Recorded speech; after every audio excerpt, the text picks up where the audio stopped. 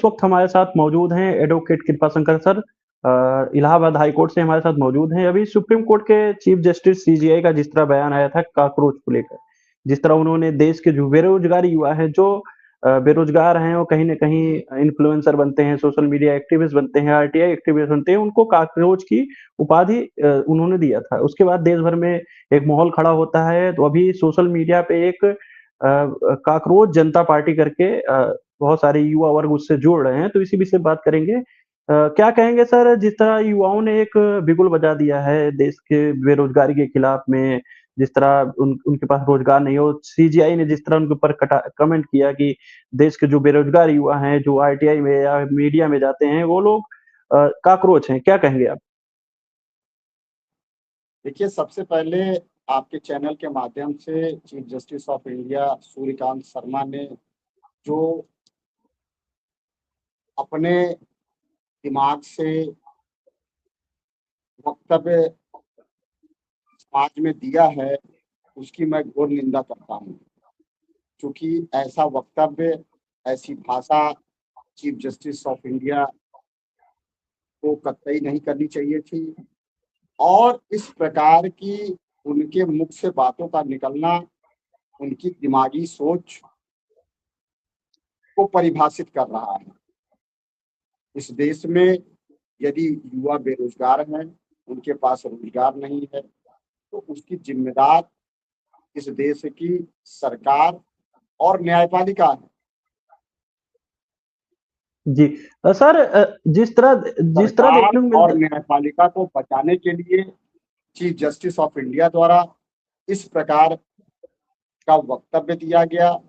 इस वक्तव्य के पीछे भी बहुत लंबी सोची समझी साजिश दिखाई पड़ रही है, क्योंकि वर्तमान समय में कई दशकों से इस देश की मौजूदा सरकारें शिक्षा के मुद्दे पर विफल हैं, रोजगार के मुद्दे पर विफल हैं। ऐसी स्थिति में युवा अधिक से अधिक संख्या में पामसेव की आइडियोलॉजी के साथ उनके विंग भारतीय विद्यार्थी मोर्चा की तरफ मूव हो रहा है और उनकी आइडियोलॉजी के हिसाब से काम करना चाहता है, ताकि इस देश में न्याय स्थापित हो सके और समाज के हर व्यक्ति को रोजगार का अवसर उपलब्ध हो सके। इस बात को ध्यान में रखते हुए इस प्रकार की विचारधारा के लोगों ने इस प्रकार का वक्तव्य दिया और उस वक्तव्य के आधार पर उनकी सोची समझी रणनीति के तहत कुछ चीजें डेवलप हुई। जी, जैसे कि आप देख रहे होंगे सोशल मीडिया पे एक बड़ा ट्रेंडिंग मामला है कॉकरोच जनता पार्टी का। तो बहुत सारे लोग विरोध भी कर रहे हैं कि जो ये मामला है ये सोशल मीडिया पे ही है। जिस तरह युवा वर्ग में उबाल है बेरोज़गारी को लेकर पेपर लीक हो रहे हैं। अभी आपने देखा नीट का पेपर लीक हो गया। तो सर कहीं न कहीं सोशल मीडिया पे तो ये मामला देखने को मिलता है। क्या सोशल मीडिया के माध्यम से युवाओं को मतलब जो उनके अंदर आक्रोश है वो ज़मीन पे ना उतरने पाए इसलिए सोशल मीडिया के माध्यम से उनको मैनेज करने के लिए ये षड्यंत्र दिख रहा है, क्या कहेंगे आप? देखिए, ऐसा है कि इस प्रकार की भाषा बोल करके व्यक्ति के मान स्वाभिमान को ठेस पहुंचाने का काम वर्तमान चीफ जस्टिस ऑफ इंडिया द्वारा किया गया है, जिसमें समाज के सभी वर्ग के बेरोजगार लोगों के मान स्वाभिमान को ठेस पहुंचा है, जिसको देखते हुए उन्हें ये लगता है कि हमें कहीं संगठित होने की आवश्यकता है और संगठित होकर के जवाब देने की आवश्यकता है। चूंकि भारतीय विद्यार्थी मोर्चा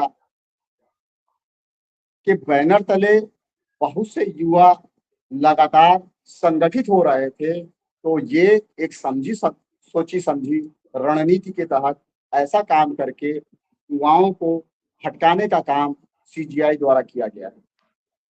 जी। सर अभी आपने देखा होगा कि सोशल मीडिया पे एक मामला मीडिया पे चल रहा था। आपने देखा कि नॉर्वे की पत्रकार जो है एक 28 वर्ष की जो पत्रकार है, उसने जिस तरह प्रधानमंत्री मोदी जी से कुछ सवाल करना चाहती थी, लेकिन वहाँ पर प्रधानमंत्री मोदी जी उसको इग्नोर करके चले जाते हैं। जिस तरह भारत की जो मीडिया है, जो जिसको लोग गोदी मीडिया कहते हैं, उसने एजेंडा चलाया कि ये विदेशी प्रोपेगेंडा था, विदेशी एजेंट है, एक मैनेज है और ये पत्रकार भारत को बदनाम करना चाहती थी। तो कैसे देखते हैं सर मीडिया का जो प्रिस्क्रिप्शन है या जिस तरह लोगों के दिमाग से मीडिया खेलती है, क्या कहेंगे आप?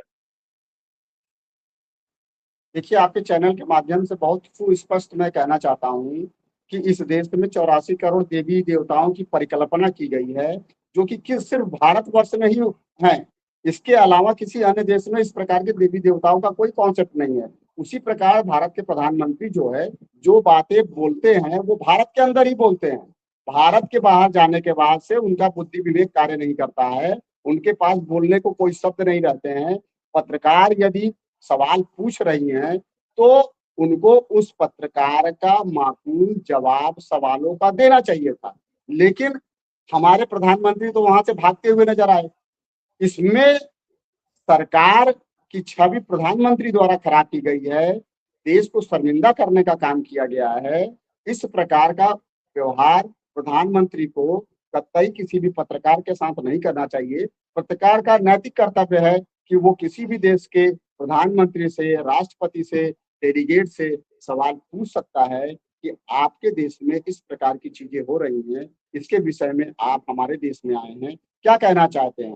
क्योंकि हमारे यहाँ के पत्रकार तो गोदी पत्रकार हो चुके हैं, बायस हैं, सरकार से लाभ ले रहे हैं, तो सरकार के खिलाफ वो कुछ बोलना नहीं चाहते हैं। इसको देखते हुए एक पत्रकार ने, महिला पत्रकार ने जो साहस का काम किया, वो बहुत ही सराहनीय है। इसकी कोटि कोटि प्रशंसा करनी चाहिए और इस देश मंत्री को देशों में जाकर के ऐसा अपना परिचय नहीं देना चाहिए। सर जिस तरह प्रधानमंत्री मोदी जी इटली जाते हैं और इटली में जाकर वो वहाँ के प्रधानमंत्री को मेलोडी जो टॉफ़ी आती है उसको गिफ्ट करते हैं। उसके बाद भारत की जो मीडिया है जिसको गोदी मीडिया कहते हैं, गोदी मीडिया उस टॉफ़ी के फ़ायदे को बता रही है कि ये मास्टर स्ट्रोक है प्रधानमंत्री मोदी जी का। क्या कहेंगे इसको लेकर सर? जिस तरह ये बड़ी इसकी जो विपक्ष है इसमें बड़ा सवाल खड़ा कर रहा है, क्या कहेंगे?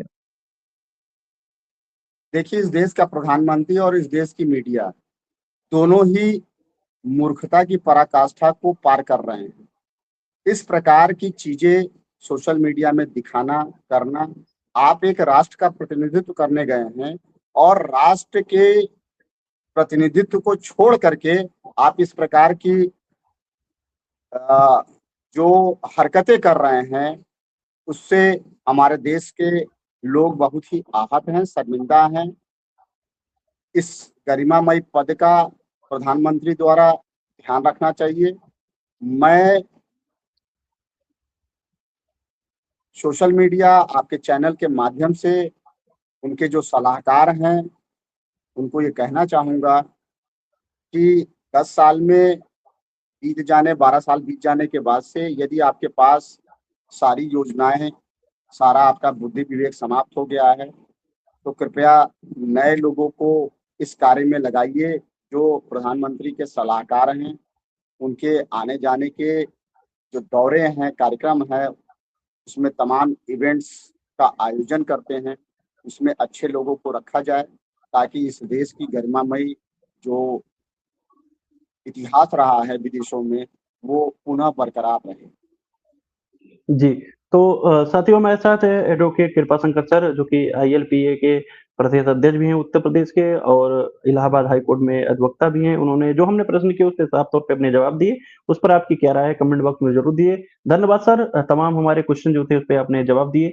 धन्यवाद सर। धन्यवाद आपके चैनल के माध्यम से सभी व्यूअर्स को। जी, थैंक यू सर।